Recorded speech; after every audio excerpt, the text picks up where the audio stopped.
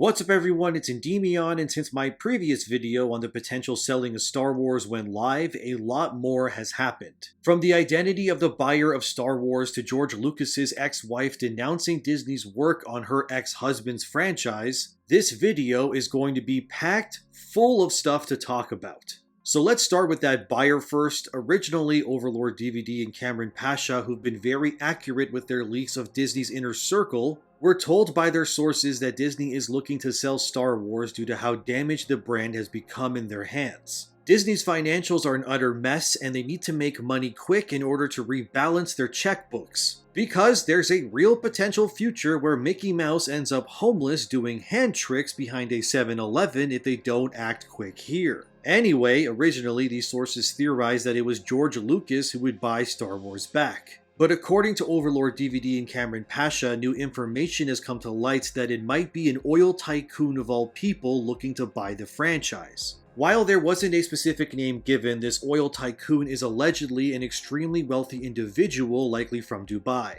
And this multi-billionaire grew up loving the original movies and hates what Disney has done to it. The supposed price being attached to this offer is $8 billion, which is around twice what Disney paid when they bought it from George Lucas. Apparently, this unnamed tycoon is so rich that $8 billion is nothing for him, and this deal allegedly will still allow Disney to make rides at their theme parks. But if this deal would go through, they would not be allowed to create any new movies, shows, or games. Whether this rumor is true or not, I can't say, but it seems like Star Wars being in literally anyone else's hands other than Disney's would be a win at this point. However, if this is what is happening, this does open a rather interesting conversation about the future of IPs and the cultural footprints of those who own them. If Star Wars were bought by a Saudi Arabian oil tycoon, it would not be outside the realm of possibility that future potential projects within Star Wars would reflect the core values of Middle Eastern ideologies. A good example of this is where we're currently at. The North American zeitgeist is very obviously pushed to be as woke as possible. And because Disney, which is a diverse identity politically driven company, owns Star Wars, the brand reflects these core values.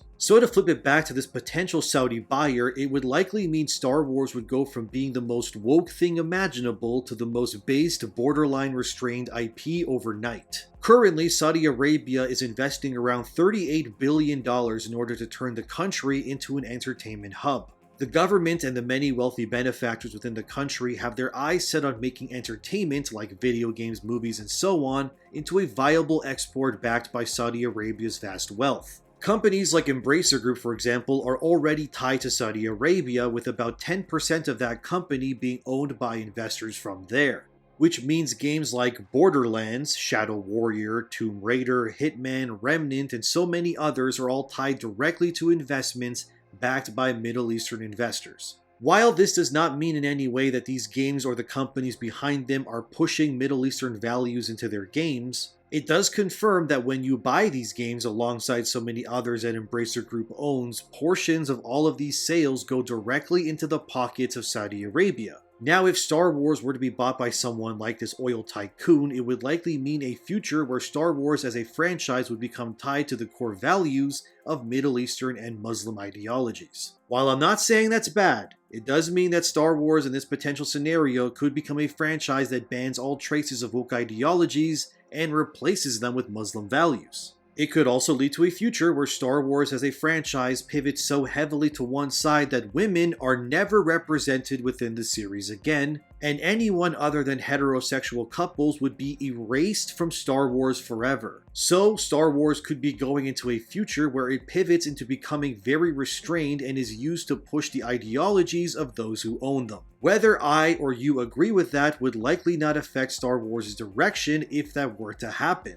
And circling back to making Saudi Arabia into an entertainment exporter by 2030, in Bloomberg's report it cited that investors are looking to purchase massive gaming companies as well. They cite that places like Electronic Arts might be too expensive to buy right now, but the company and its vast wealth is absolutely looking to buy and control more of the market. And cited in this same report, many players and activists have pushed back at Saudi Arabia owning more international IPs. As these opposing voices claim if the Saudis are able to control more content, women's voices along with LGBT and Jewish voices would be erased from many franchises and media due to cultural bias. So while some may immediately jump up in the air and yell victory at someone like an oil tycoon owning Star Wars, like anything in this world, there's always going to be positives alongside the negatives. Of course, from what I've seen anyway, games like Borderlands or Remnant, which are funded by Saudi Arabia, don't seem to push any ideologies from their culture. They simply fund the game and profit off of it.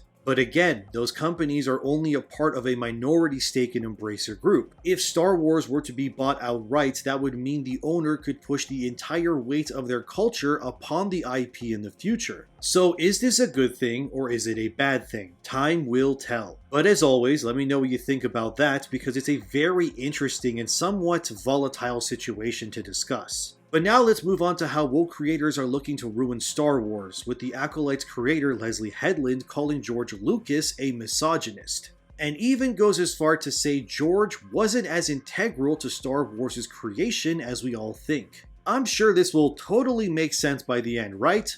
Well, Leslie Headland said, and I quote, "I think it's also just my experience in the hiring world of being a female writer-director, the number of jobs that I have not gotten infinite and the amount of work that I have done to get them is enormous. And listen, no one said to my face, we don't think you can do this because you are a girl, but I do think there is an idea of what a director looks like. And a lot of people will say, no, it's what you do, and the cream rises to the top and just the best person for the job. And the only reason I disagree with that is partially because the auteur myth is so strong that it is really what they want to see is a guy come in there who will do everything himself. Who basically can say, I will do all of this by myself and it will be perfect and you don't need to worry about everything. I've just recently got the 2-volume set of Star Wars concept art from Ralph McQuarrie and I'm like, this is insane. This guy created Star Wars. Like really, like you see the evolution of the idea from what George is trying to express to him to what he puts down on the piece of paper, to what it eventually becomes, to why he makes particular decisions like why he decides to take things in one direction and not the other. This is what we understand to be Star Wars, the idea that that only came from George Lucas, that only George Lucas holds the key for what we understand to be Star Wars is just untrue. And I think the prequels are an excellent example of that. But you look at McQuarrie's work and you realize what an indelible mark this man has made on culture via this one role he played on this film. And the idea that when you are hiring a director that everyone is sitting in there waiting for George Lucas and not for the person who is going to know to hire Ralph McQuarrie. That's the problem. That's the misogyny and the problem with the auteur myth as it stands today. Because they are not thinking this is the person that will hire the right people and this is the person that will be able to create the looks, books, and direct people to get them to that place. They're just thinking, do you have all the answers? And the truth is that nobody does and anybody that says they do is lying, end quote.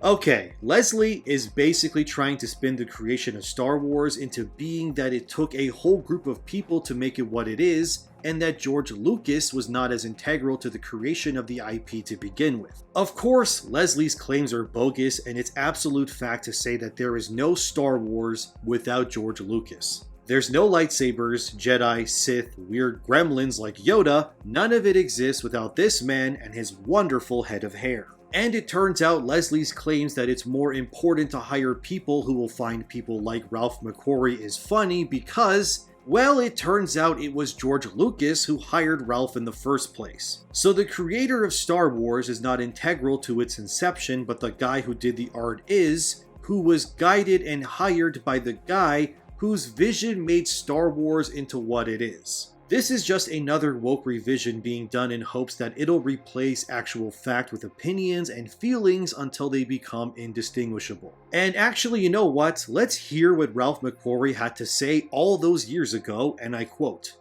"George Lucas talked about Star Wars and he didn't have a title yet, but the concept for a film that was going to be a big galactic war. And then when he started to talk to Fox, it seemed to him a good idea to have some illustrations to show the scope of the visuals that he planned, which I think in George's mind was a big part of the movie, and I told him that I'd love to do it. He and Gary Kurtz came over one day with the script. I started on it the same day, I think. I really got into it right away, working on those original paintings that were really done to sell the film. Gary and George went to England and started scouting this whole thing from a budget point of view, came back 3 or 4 weeks later saying, looks like they're going to do this film. I never really thought it would be a film while I was working on those original paintings. It seemed so vast a project to me. There was quite a few things set up by George and I felt like I was drawing what he wanted things to look like. I don't think that either of us thought that the way the movie was going to look necessarily. These were just sketches that were the best we could do in terms of how we felt it should look, but not necessarily the end product in the sense that this was really going to be it. But it sort of turned out to be it in the end for the most part. Some of those paintings were virtually rendered intact onto the screen in Star Wars for certain scenes, end quote. So even Ralph McQuarrie, one of the principal individuals involved with the creation of Star Wars, clearly states that George Lucas was absolutely the most integral part to its creation. The look and feel of Star Wars would not exist without Ralph, of course. There's no denying that his art is freaking amazing and iconic. But let's be real, it would not exist or be what it is without George there to guide the vision. And this is the difference between actual real creators and the morons who are looking to shape it into what they want it to be today. Even Marcia Lucas has commented on Disney's Star Wars and openly denounces the entire thing. Marcia, in case you don't know, is an American film editor. She's the editor of the original Star Wars trilogy. How all of those shots come together, the cuts, the transitions that are now iconic, you can thank Marcia for all of that. She's incredibly talented. She even won an Academy Award for her work on Star Wars, which I think we can all agree that's definitely well earned. She's done so many movies since then, like Taxi Driver or American Graffiti. The point is that this lady knows her stuff. And she really wants you to know that she hates the new Star Wars movies. Marcia Lucas said, and I quote, "Now that Kathleen Kennedy's running Lucasfilm and making movies, it to me that Kathleen Kennedy and J.J. Abrams don't have a clue about Star Wars. They don't get it, and J.J. Abrams is writing these stories. When I saw that movie where they kill Han Solo, I was furious. I was furious when they killed Han Solo. Absolutely, positively, there was no rhyme or reason to it. I thought, you don't get the Jedi story. You don't get the magic of Star Wars. You're getting rid of Han Solo? And then at the end of this last one, The Last Jedi, they have Luke disintegrate. They killed Han Solo, they killed Luke Skywalker, and they don't have Princess Leia anymore. And they're spitting out movies every year, and they think it's important to appeal to a woman's audience. So now their main character is this female who's supposed to have Jedi powers, but we don't know how she got Jedi powers or who she is. It sucks. Their storylines are terrible, just terrible, awful." End quote. Goddamn, Marcia, you're a real one for that, and she's totally right. When the original editor of Star Wars tells you your movies are ass, dude. There's no wiggle room around it. Marcia concluded by saying, "I definitely had a lot to do with making it work, but I wasn't the writer and I wasn't the director. And I didn't come up with the creative names, Darth Vader, Luke Skywalker, all those names are classics. George came up with all of it using his amazing imagination." So it seems the only people who think George Lucas wasn't integral to Star Wars are the people who had no involvement or idea in how Star Wars works in the first place. George Lucas is absolutely integral to the existence and lasting memory that has inspired many stories and genres. Games like Mass Effect or franchises like Warhammer 40k would not exist had George Lucas not gifted the world with his amazing imagination. In the end, these ideology brain-soaked morons who claim George was not integral to the franchise are proving time and again how it's not George but they themselves who have no idea what makes Star Wars special in the first place. Subscribe for more, like the video, and thank you for watching. Leslie Headland, Kathleen Kennedy, and all their moronic yes men are the only people who don't know what makes Star Wars what it is. I'll just let Master Yoda have the last say here, cause there's no way that I can put it better, so thank you, and I'll see you in the next one. That is why you fail.